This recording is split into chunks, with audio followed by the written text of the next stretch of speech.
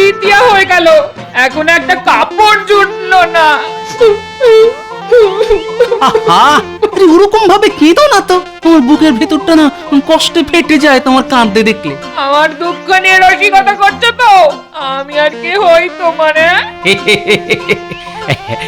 তুমি তো আমার সব গিন্নি, তুমি আমার বসন্তের রং, তুমি আমার মেঘলা দিনের ঝিরি ঝিরি বৃষ্টি, তুমি আমার শরৎকালের ফুল বাগানের শিউলি, ফল বাগানের আমলকি,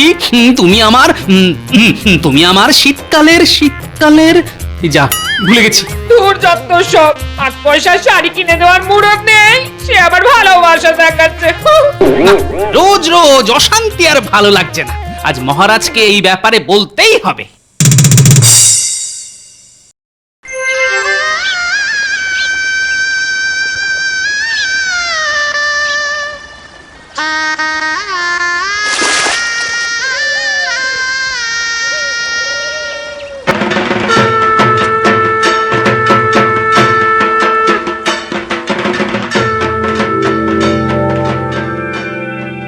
দেখো দেখো রানী, কি সুন্দর পেঁজা তুলোর মতো ঘন মেঘ।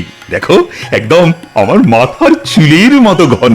হ্যাঁ তা ঠিক, কিন্তু একদিন যখন বুড়ো হবেন আপনার চুল দাড়ি সব পেকে যাবে, তখন কিন্তু আর এ কথা বলবেন না। রানী, তোমার না খালি আজে বাজে কথা। কোথায় ভালো ভালো কথা বলবে, আমার রূপের প্রশংসা করবে, তা না শুধু শুধু আমার নিন্দে করছো। ওহ, আপনাকে আমি বোঝাতে চাইলাম কি আর বুঝলেন কি? কি বোঝাতে চাইলে শুনি?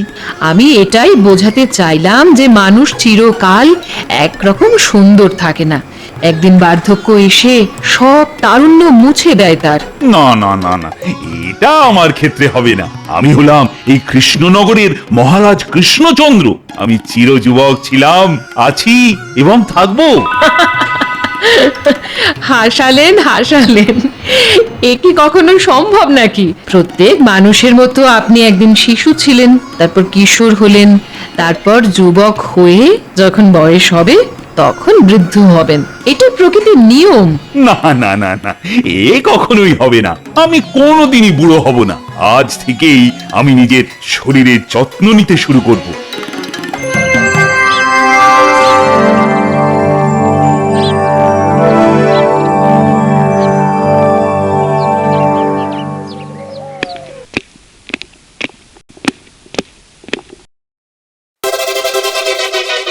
বাবা, আজ দেখছি রাজসভায় মহারাজই আসেননি। রাজসভা শুরু হবে কি করে কে জানে? মহারাজের আবার অসুখ বিসুখ হলো না তো? না না না না না না, তা কি করে হয়? এই তো গতকালও মহারাজকে দিব্যি সুস্থ দেখলাম, অসুখ তো হয়নি। তাহলে কি মহারাজ কোথাও বেরিয়েছেন? না, এত দেরি তো হয় না। না না না, মহারাজের রাশিতে এই মুহূর্তে কোনো ভ্রমণ যোগ নেই। বেড়াতে যাওয়ার তো কোনো সম্ভাবনাই নেই। রাজসভায় প্রতিদিন একমাত্র গোপালই দেরি করে আসে, আজ দেখছি মহারাজ গোপালকেও হার মানিয়েছেন।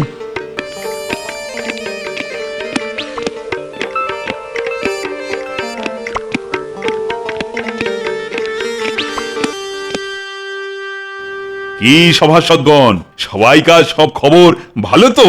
আগে ভালো কি খারাপ তা বলতে পারবো না মহারাজ, তবে মা যেমন রেখেছেন তেমনই আছি, খাচ্ছি দাচ্ছি, ভুঁড়ি দোলাচ্ছি।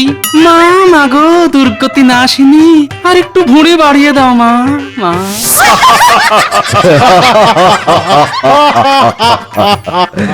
তা মহারাজ, আজ আপনি এত দেরিতে রাজসভায় এলেন যে? আমরা তো সবাই অধৈর্য হয়ে উঠেছিলাম। এই একটু ওই রূপচর্চা করছিলাম আর কি। ওই সামনে পুজো তো, তাই এখন থেকেই একটু ওই সাজুগুজু শুরু করে দিয়েছি।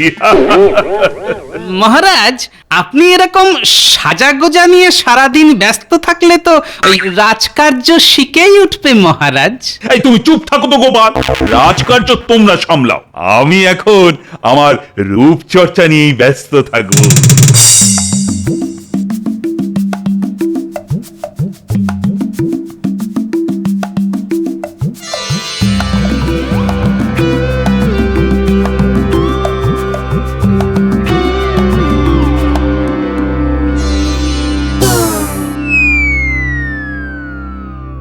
কই?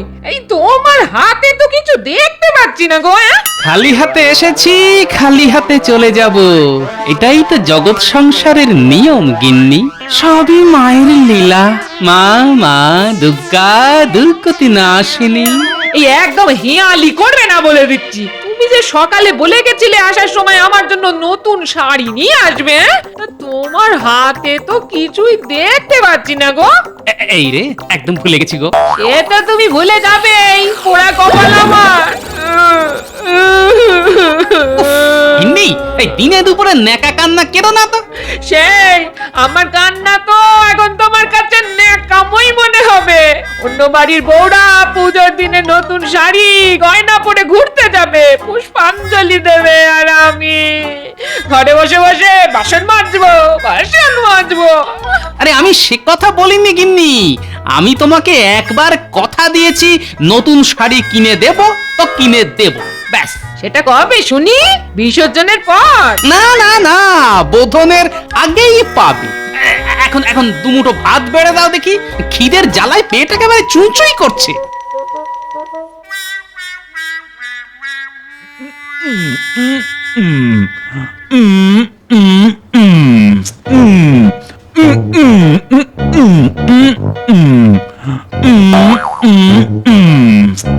কি হয়েছে কি? আপনি আপনি এরকম উল্টো দিকে ঘুরে বসে আছেন কেন? কি হয়েছে? এটা কি? কি সর্বনাশ! আপনি সারা মুখে কি মেখেছেন? চোখের ওপর শশার টুকরো দিয়ে বসে আছেন কেন? ওহ, বেসন বেসন। কি আমায় কেমন দেখাচ্ছে? খুব সুন্দর, একেবারে মামদো ভূতের মতন। আহ, ভূত নয় রানী, মুখে বেসন মাখলে মুখ সব সময় ধবধবে সাদা হবে। শশা চোখে দিয়ে রাখলে চোখের তলার কালো দাগ উঠে যাবে। রাজবৈদ্য বলেছে গো। আপনি ওই নিয়েই থাকুন, যত সব।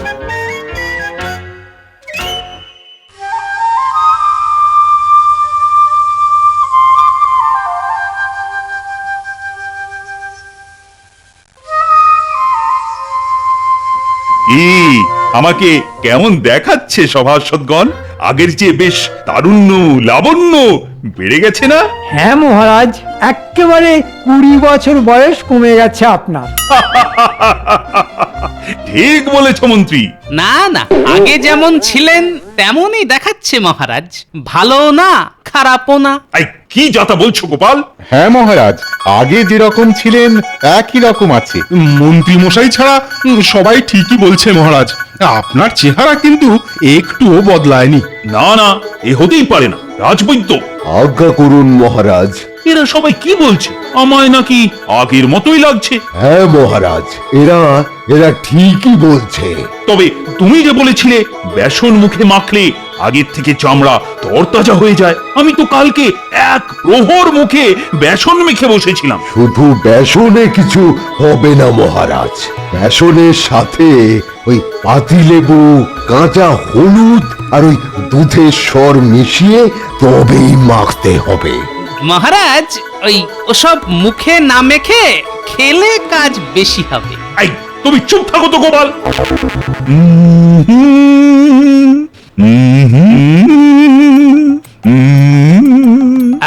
বলছিলাম কি মহারাজ, আপনার কাছে একটা আবেদন আছে, আপনি যদি একটু শুনতেন। আহ, দেখছো না কাজে ব্যস্ত আছি, এখন আমায় বিরক্ত করো না তো। ওটা কোনো কাজ নয় মহারাজ, ওটা সাজ। আপনার সাজের বহরের জন্যে রাজসভা লাটে উঠেছে। আমায় বিরক্ত না করে যে যার নিজের নিজের কাজ করো। রাজকাজ ফেলে সাজবেন শুধু, ধরেছেন মহারাজ বায়না, সারাদিন গোফে তা দিচ্ছেন আর হাতে নিয়েছেন আয়না।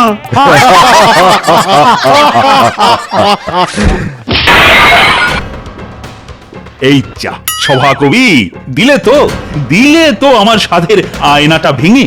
যা বাবা, আমি আবার কোথায় আপনার আয়না ভাঙলাম মহারাজ? ওটা তো আপনার নিজের হাত থেকেই পড়ে গেল। এখন এরকম আয়না আমি কোথায় পাবো? দূর দূর দূর। এই তো সুযোগ, এই তালে কিছু কামিয়ে নেওয়া যেতে পারে। মহারাজ, আমার চেনা একজনের কাছে এক মন্ত্রপুত আয়না আছে। আচ্ছা, তাই নাকি? হ্যাঁ মহারাজ, ওই আয়নার সামনে যা জিজ্ঞেস করবেন সব সত্যি কথা বলবে। এই যে রাজসভায় আমি ছাড়া সবাই আপনাকে বলল যে আগের মতোই আপনাকে দেখতে লাগছে, এটা ওই আয়নার কাছে জিজ্ঞেস করলেই সঠিক জবাব পেয়ে যাবেন। বাহ বাহ বাহ, এ তো দারুণ ব্যাপার। এই আমাকে আজকেই একটা এরকম আয়না এনে দিও তো। হুঁ, যত সব গুলবাজি কথা। তুমি এসবে নাক গলাতে এসো না গোপাল। মহারাজ, ওই আয়নার অনেক দাম। কত দাম? 1000 মুদ্রা। ও, যতই দাম হোক না কেন, ওই আয়না আমার চাই। এই নাও 1000 মুদ্রা। ধন্যবাদ মহারাজ, আমি আজকে বিকেলের মধ্যে আপনাকে ওই মন্ত্রপুত আয়না এনে দেব। উফ, এই সুযোগে মহারাজকে বোকা বানিয়ে বেশ 1000 মুদ্রা কামিয়ে নিলাম। এবার একটা সাধারণ আয়না কিনতে হবে, তারপর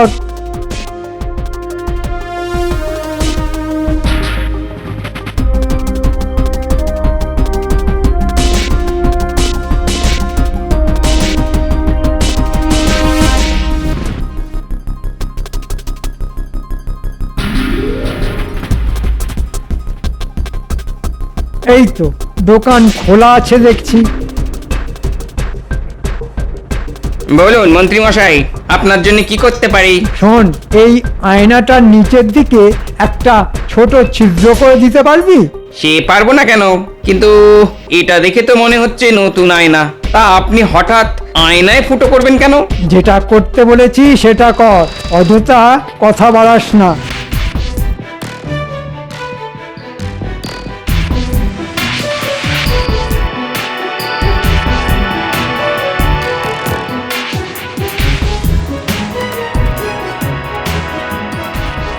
এই নিন আপনার আয়না, কাজ হয়ে গেছে। বাহ, তোকে কত দেব? দিন 4 আনা দিন।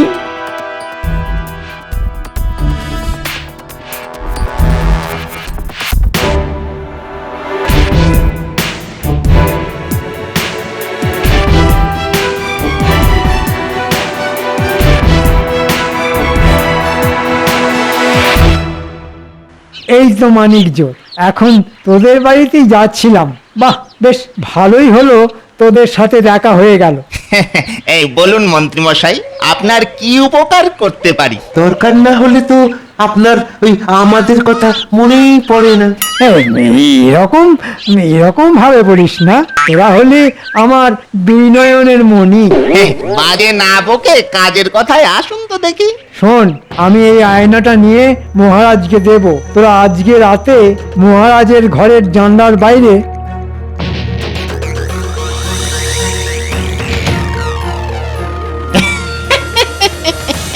হয়ে যাবে।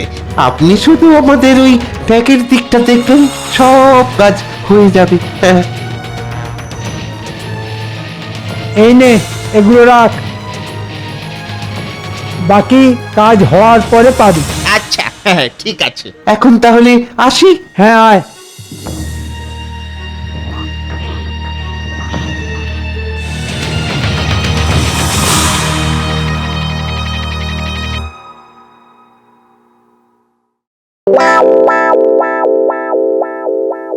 মহারাজ, আমি আয়না এনেছি। কই দেখি দেখি। এটাই সেই মন্ত্রপুত আয়না মহারাজ। এটার সামনে দাঁড়িয়ে যা জিজ্ঞেস করবেন তাই উত্তর দেবে। আচ্ছা, তাহলে এখন জিজ্ঞেস করে দেখি। না না মহারাজ, এই ভুল একদম করবেন না। এটাকে আজ সারা রাত উত্তরে জানালার ধারে রাখবেন আর জানলা খোলা রাখবেন। কালকে সকাল থেকে দেখবেন আয়নাকে যা জিজ্ঞেস করবেন তারই উত্তর পেয়ে যাবেন। আমি এখন আসি মহারাজ। হ্যাঁ হ্যাঁ, এসো এসো।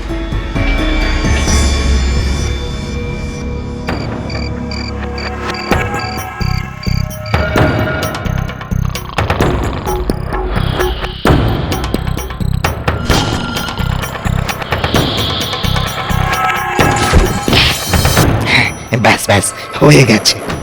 এবারে সকাল অবধি শুধু অপেক্ষা করার পালা।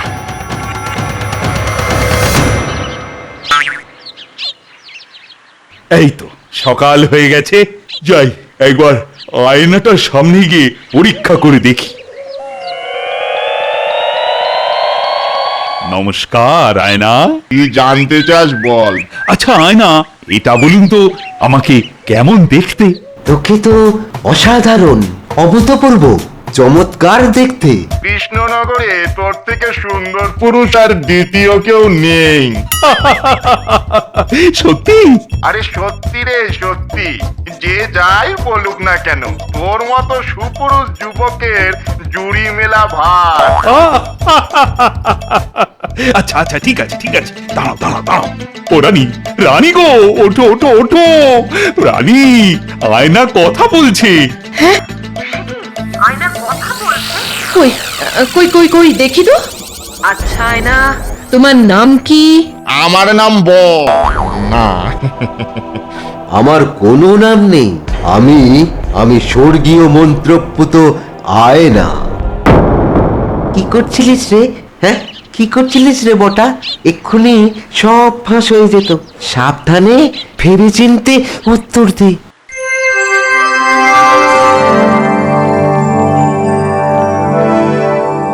দূর দূর, এভাবে কি আর রাজসভা চলতে পারে? মহারাজের কোনো পাত্তাই নেই।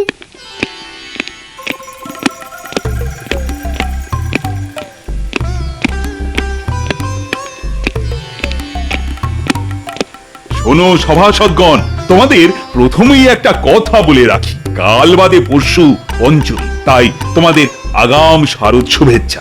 আর হ্যাঁ, এই কটা দিন আমি একটু আমার সাজগোজ নিয়ে ব্যস্ত থাকবো, রাজসভায় আসতে পারবো না। আমি রাজসভার দায়িত্ব মন্ত্রীর হাতে দিয়ে গেলাম। মন্ত্রী, তুমি তাহলে সব সামলাবে। যথা আজ্ঞা মহারাজ। মহারাজ, আমার আপনার কাছে একটা অনুরোধ ছিল। এখন যা অনুরোধ, যা অভিযোগ, সব তোমাদের মন্ত্রী মশাই সামলাবে। আচ্ছা ঠিক আছে।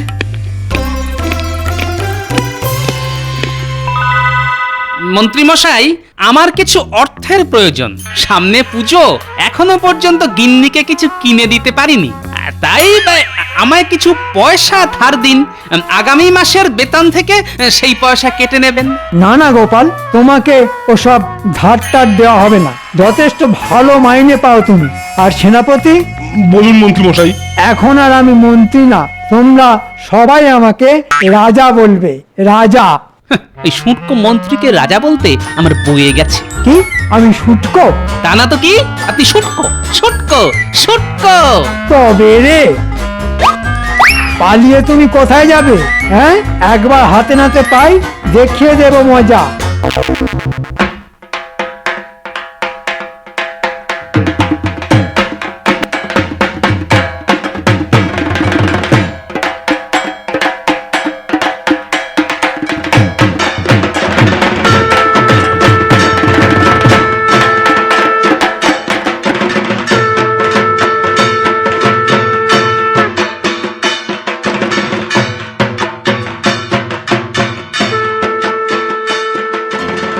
তৃতীয়া হয়ে গেল, এখন একটা কাপড় জুটলো না। আহা, আরে ওরকম ভাবে কেঁদো না তো। তোমার বুকের ভেতরটা না কষ্টে ফেটে যায় তোমার কাঁদতে দেখলে। আমার দুঃখ নিয়ে রসিকতা করছো তো? আমি আর কি হই তোমার? তুমি তো আমার সব গিন্নি। তুমি আমার বসন্তের রং, তুমি আমার মেঘলা দিনের ঝিরি ঝিরি বৃষ্টি, তুমি আমার শরৎকালের ফুল বাগানের শিউলি, ফল বাগানের আমলকি, তুমি আমার শীতকালের যা ভুলে গেছি। দূর যত সব। 5 পয়সার শাড়ি কিনে দেওয়ার মুরত নেই, সে আবার ভালোবাসা দেখাচ্ছে। রোজ রোজ অশান্তি আর ভালো লাগছে না। আজ মহারাজকে এই ব্যাপারে বলতেই হবে।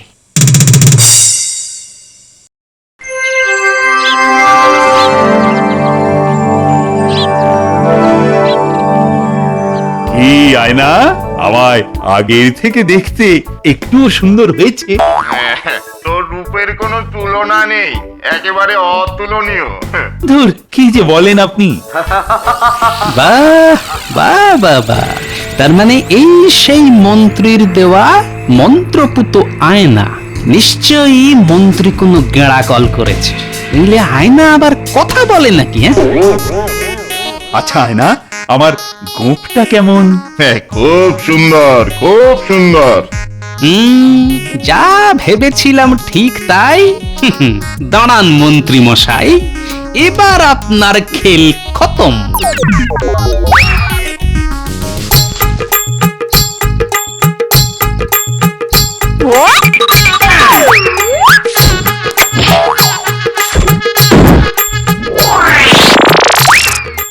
এই রে, এই যা, এই রে, এই তো ধরা পড়ে গেছি। আমাদের ছেড়ে দাও গোপাল, আমাদের ছেড়ে দাও। চুপ, একদম চুপ। কি হলো, কি হলো আয়না? কথা বলছো না কেন? এই তো বলছি, বল। আপনি সত্যি করে বলুন, আমাকেই সব থেকে সুন্দর দেখতে তো? না, মোটেই না। সব থেকে সুন্দর হলেন একমাত্র ঈশ্বর। কিন্তু আপনি আগে যে বলেছিলেন আমি কৃষ্ণনগরের সুপুরুষ। ওটা তোর মন্ত্রী বটা ঘটাকে দিয়ে বলিয়েছিল।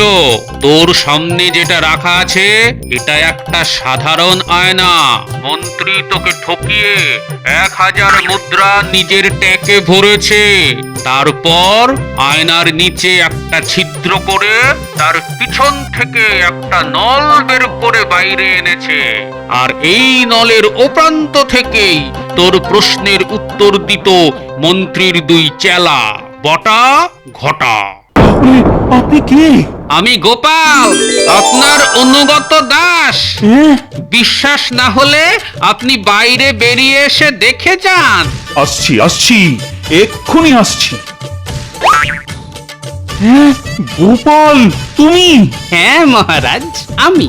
আর এই দেখুন 2 ঠকবাজ। আমাদের ছেড়ে দিন মহারাজ, ছেড়ে দিন না, আমাদের ছেড়ে দিন। সত্যি গোপাল, তুমি আমায় আজ এক বড় প্রতারণার হাত থেকে বাঁচালে। তোমায় যে কি বলে ধন্যবাদ দেব। ধন্যবাদের দরকার নেই মহারাজ, এ তো আমার কর্তব্য। আপনি শুধু আমায় কিছু পয়সা ধার দিন। গিন্নি আর নাতি নাতনিদের ওই পুজোয় নতুন জামা কিনে দেবো মহারাজ। এই এর মধ্যে যা আছে সব সব নাও, আর ধার হিসেবে নয়, পুজোর আগে কালকে তোমার উপহার হিসেবে। আর মন্ত্রীকে আমি কিন্তু ছাড়বো না। মন্ত্রী,